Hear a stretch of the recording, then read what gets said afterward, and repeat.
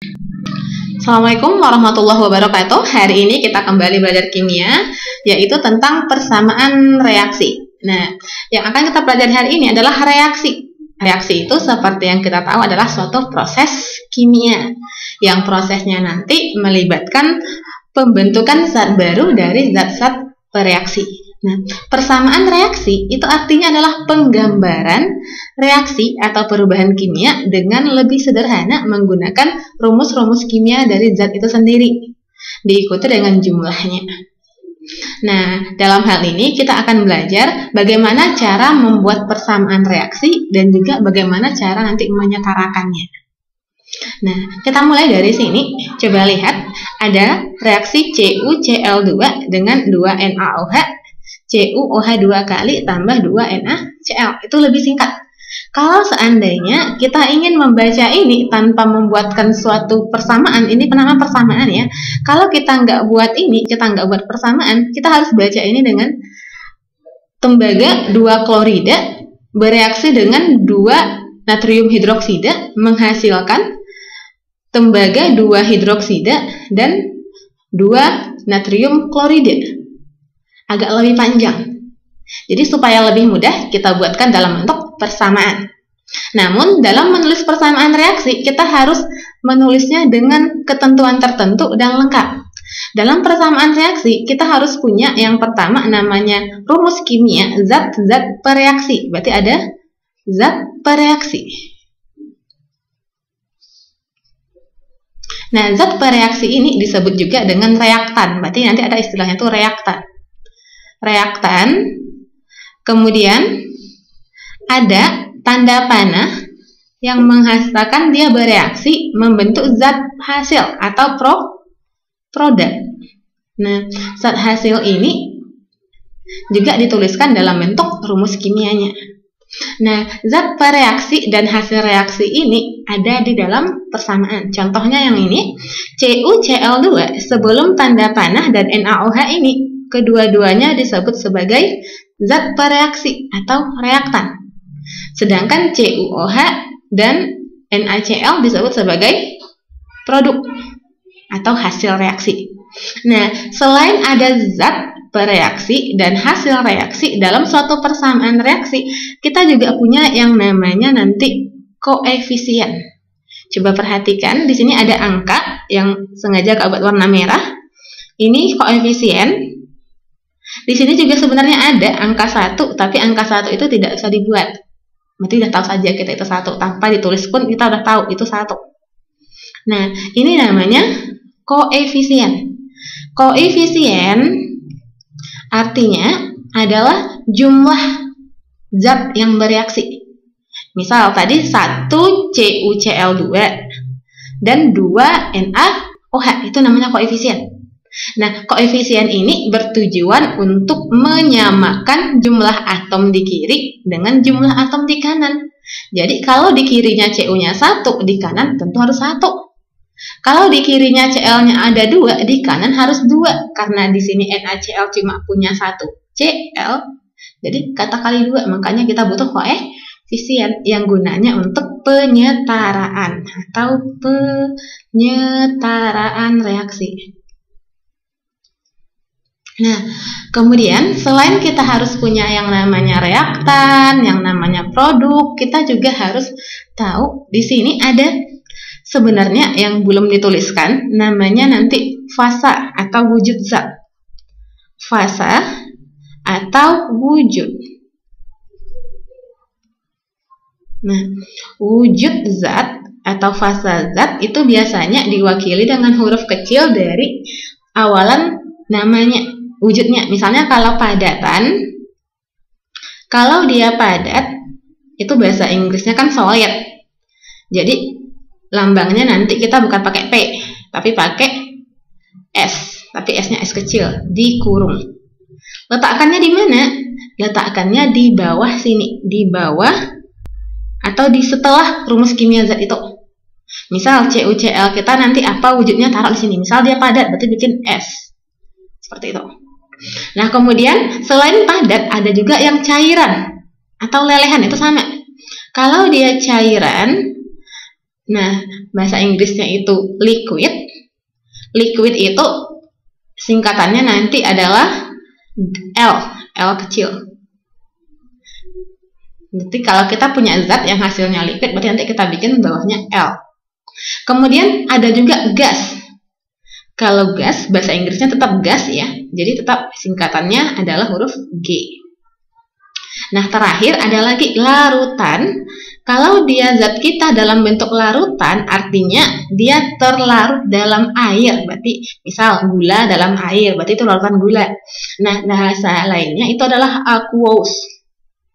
Aqueous itu tulisannya ya.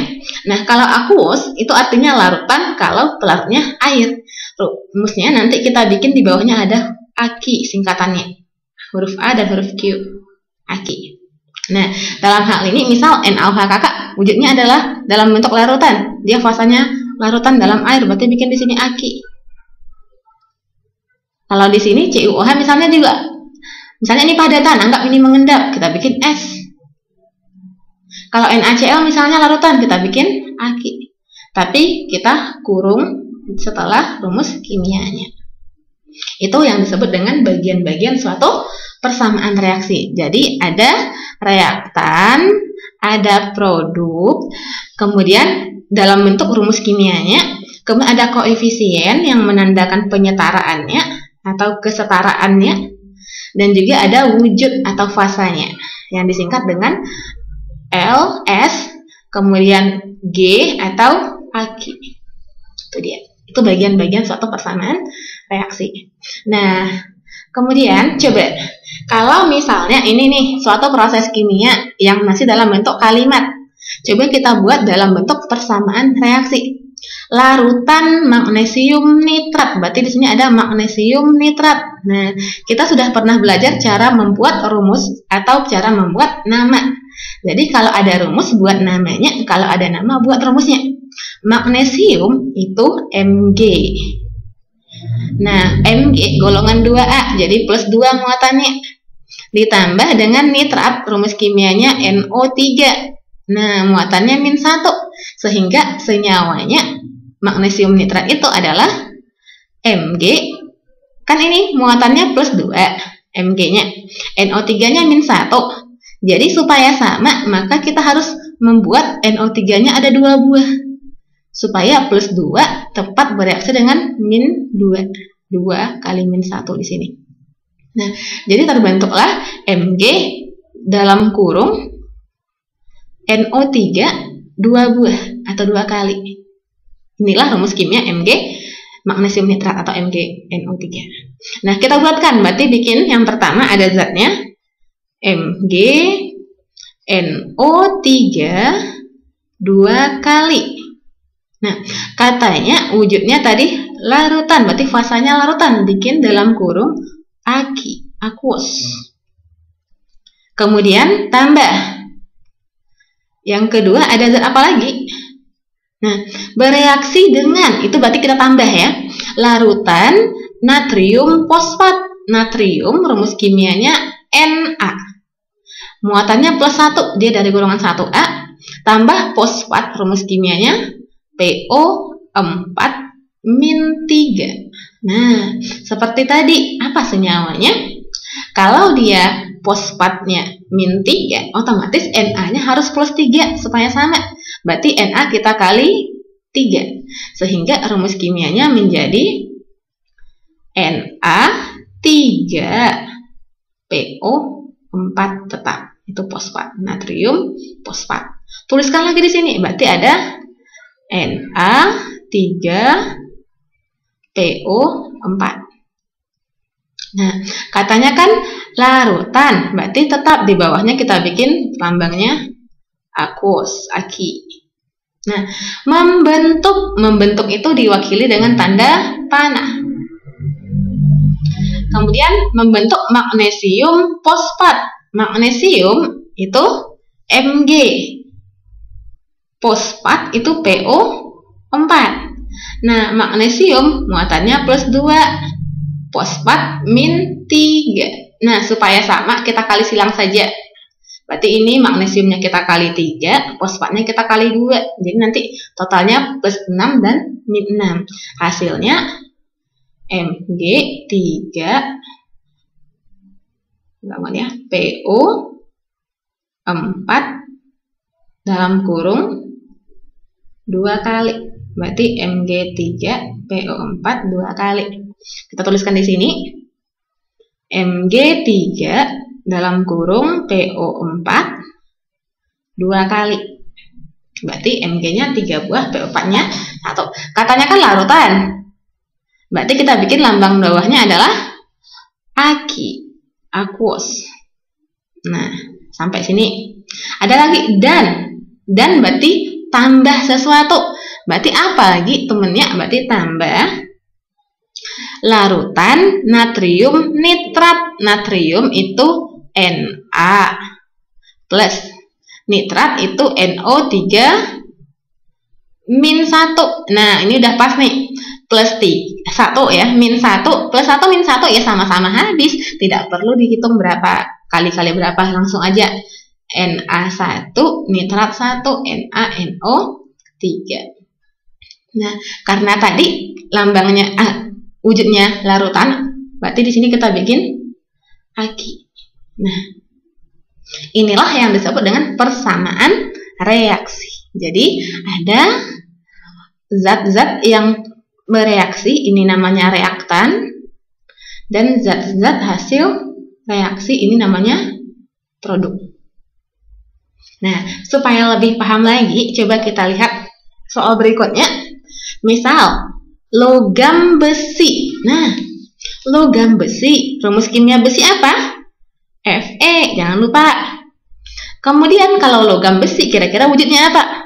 Pasti padat ya, berarti kita bikin S, itu yang wujud standarnya. Tambah, bereaksi kan, tambah dengan larutan asam klorida. Ini udah tahu ya semua. Asam itu H+, klorida berarti Cl-. Jumlahkan, hasilnya adalah HCl karena muatannya sama, plus 1 min 1. Berarti di sini bikin HCl. Nah, karena katanya larutan, berarti di bawahnya tulis aqueous, Aq. Nah, membentuk berarti tanda panah larutan besi 3 klorida. Larutan besi 3 klorida, besi tadi Fe. 3 artinya 3 ini mewakili muatannya plus 3. Tambah klorida itu tetap Cl-, tidak pernah ada Cl-3 ya. Hasilnya berarti FeCl. Nah, kalau tadi harus sama ya, di sini Fe-nya plus 3. Sini Cl-nya min 1, tentu tidak setara. Supaya sama, kita kalilah ini dengan 3. Sehingga terbentuk FeCl3. Nah, tuliskan di sini FeCl3 katanya larutan, berarti buat aqueous, Aq tulisannya. Nah, kemudian terakhir ada dan, berarti tambah gas hidrogen. Hidrogen itu dalam bentuk gas, berarti lambangnya H2. Tuliskan di sini H2 karena dia gas, berarti lambangnya huruf G. Berarti dia wujudnya gas. Ini untuk yang kedua. Kalau masih kurang paham, supaya lebih bagus lagi nanti pemahamannya, coba yang terakhir, yang ketiga. Karbon dioksida. Kak terasa tahu dong semuanya. Karbon dioksida itu CO2. Amonia NH3. Kita bikin ya. CO2 tambah amonia NH3 membentuk urea. Rumus kimia urea itu CONH2 2 kali. Nah, dan juga ada air. Air rumus kimianya H2O. Nah, gas, karbon dioksida itu biasanya gas ya. Kemudian amonia juga biasanya wujudnya gas. Kemudian urea biasanya dalam bentuk padatan, berarti S. Sedangkan air biasanya dalam bentuk liquid. atau juga ada yang dalam bentuk uap air. Karena di sini nggak disebutkan, berarti kita buatkan saja yang biasanya, atau tidak perlu dibuat. Nah, kemudian itu namanya pembuatan atau penulisan persamaan reaksi kalau kita diberikan kalimat reaksinya atau perubahan kimianya. Sekarang kita harus melihat penyetaraan reaksi. Berarti di sini kita ada penyetaraan. Penyetaraan reaksi. Nah, setara itu kata dasarnya ya. Setara itu artinya sama kiri dan kanan. Artinya jumlah atom di kiri, jumlah atom di kiri sama dengan di kanan. Di kiri itu yang mana? Yang di kiri adalah yang sebelum panah. Ini namanya ruas kiri. Yang ini namanya ruas kanan. Atau yang kiri itu adalah reaktan, yang kanan adalah produk. Nah, sekarang kalau kita lihat, ini reaksi yang awal tadi ya. Kalau kita lihat di sini, Cu di kiri ada 1. Berarti Cu sama dengan 1 di kiri. Kalau di kanan, Cu juga 1. Berarti setara. Betul, berarti setara, aman. Kalau Cu-nya aman. Tapi Cl di sini ada 2. Berarti Cl ada 2. Sedangkan di sebelah sini Cl-nya cuma 1. Cl sama dengan 1. Nah, di sebelah kiri 2, di sebelah kanan 1. Tentu tidak setara. Supaya setara, berarti yang kita kalikan adalah yang sebelah kanan. Berarti ini kita kali 2 sebagai koefisien. Nah, kalau kakak kali 2 NaCl, artinya apa? Na-nya sekarang ada 2, Cl-nya juga ada 2. Berarti masing-masing mereka ada 2. Coba lihat, Na di kiri itu 1. Di kiri ada Na sama dengan 1. Nah, di kanan Na-nya jadi 2. Na sama dengan 2.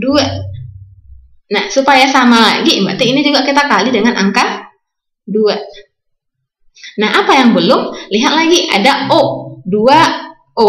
Di sini ada O2. Berarti sama, aman. O-nya aman. Hanya 2 kali H, 2H. Di sini ada H kali 2, berarti 2 juga. Berarti jumlah H, jumlah OH-nya sudah setara. Berarti reaksi ini setara dengan mengganti koefisiennya, yaitu 1 di CuCl2, 2 di NaOH, 1 di CuOH 2 kali, dan 2 di NaCl. Itu tujuannya supaya jumlah atom kiri sama dengan jumlah atom di kanan, yang disebut dengan reaksi setara. Nah, coba kalau misalnya kita punya ini nih, PbNO2.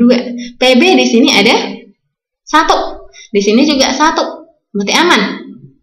Terus N di sini ada 2. N di sini kan 1, berarti kita kali 2 seperti tadi ya. Nah, kemudian di sini ada O, kalikan, ada 6. Di sini ada berapa O? 1 di sini. Di sini ada 4 tambah 2. Berarti 4 tambah 2 itu udah 6, tambah 1 itu udah 7. Kalau 7 itu gimana lagi? Kan tidak bisa kita ganti lagi kan? Nah, kalau ada soal atau mungkin persamaan reaksi yang agak panjang atau mungkin banyak O-nya menjadi yang lain atau banyak senyawanya, berarti cara mudahnya kita nggak usah pakai cara yang tadi. Kalau tadi kan kita pakai cara langsung tuh. Langsung itu artinya kita cuma lirik doang, lirik di kiri, lirik di kanan. Kalau sama aman, kalau nggak sama ya kalikan. Tapi ada kalanya nggak semua reaksi bisa kayak gitu. Nah, jadi misalnya kalau kayak gini tadi, berarti kan masalah nih. Kalau kayak gini masalahnya, berarti sebaiknya pakai cara lain, namanya cara aljabar. Nah, waktu SMP masih ingat kan aljabar? Aljabar berarti kita nanti pakai variabel atau koefisien tertentu. Nah, di sini supaya mudah, caranya yang pertama, adik-adik buat koefisien untuk masing-masing atom ini. Koefisiennya itu kita bikin sebagai angka, sebagai huruf ya. Huruf, misalnya huruf A, huruf B, C, dan D. Boleh sampai Z juga boleh kalau banyak, tapi nggak pernah muncul gitu ya. Bisa cuma sampai D, E, F. Gitu. Nah, di sini baru kita lihat absen semuanya. Berapa zat di kiri, berapa zat di kanan. Masih sama kayak tadi polanya. Untuk PB dulu, kita absen satu-satu. Kalau PB di kiri berapa? A jadinya ya. Ada 1 A. Kemudian di kanan ada B. Ada PB yang lain? Tidak. Berarti tadi syaratnya kiri sama dengan kanan. Berarti kalau di kiri PB A, di kanan PB B, berarti A harus sama dengan B. Itu persamaan pertama. Kemudian kita lihat lagi N. N di kiri ada A. Ini ada angka 2 nih. Berarti kita kalikan ya, karena dia dikurung. Berarti 2N. Ini ada A. Berarti 2 kali A untuk si N. Berarti 2A. Nah, ada N lain di sebelah kiri? Tidak. Sebelah kanan ada N. Di sini tidak ada. Di sini ada N sebanyak C. Di sini ini 2 milik si O ya, jadi nggak boleh diambil. Berarti si N-nya ada 1C. Kita tulis saja C. Berarti 2A sama dengan C. Kemudian huruf apa lagi? Unsurnya O. Atom O di kiri berapa? Nah, lihat lagi kayak tadi. O di sini 3. Terus dikurung kali 2. 3 kali 2 aja udah 6 toh. 6 di sini ada A. Berarti dia 6 kali A. Atau tulis saja 6A. 6A di kiri, di kanan ada O di sini sebanyak 1B.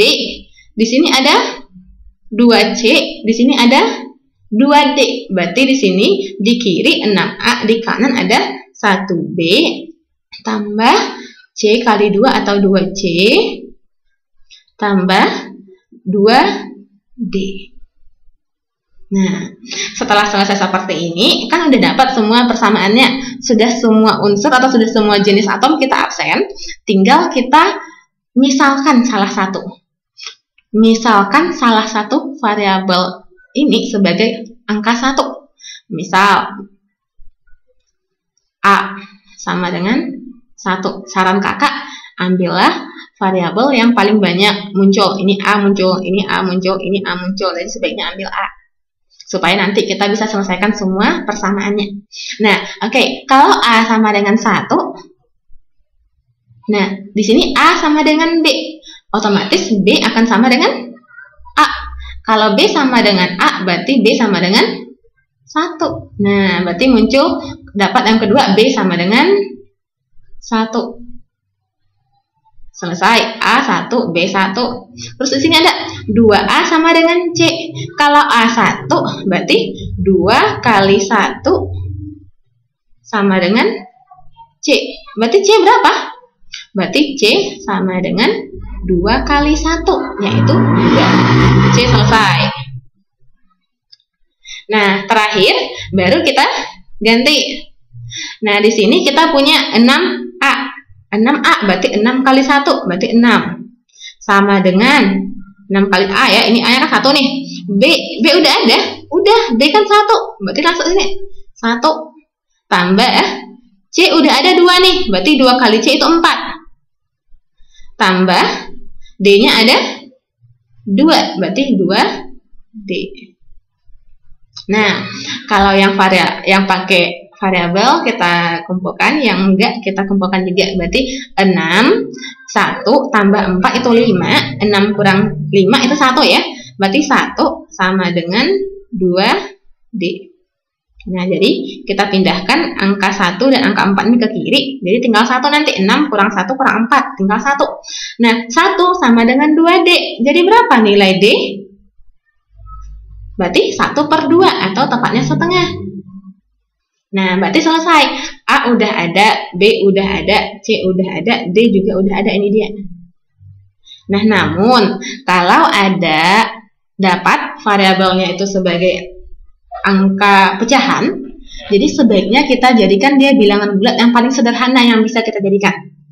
Jadi koefisiennya nanti nggak ada yang bentuk pecahan. Nah, supaya sama bulat dia, berarti ini kita kali 2 semua variabel ini. Ini kita kali 2. Jadi nanti si D sama dengan 1. Ini kita kali 2. Si A jadi sama dengan 2. Ini kita kali 2. Jadi si C sama dengan 4. Ini juga si B kita kali 2. Si B jadinya 2. Nah, setelah selesai kayak gitu, baru kita masukkan dia ke persamaan yang tadi. Nah, kakak hapus ini ya, biar bisa kita masukkan di sini ke yang atas saja.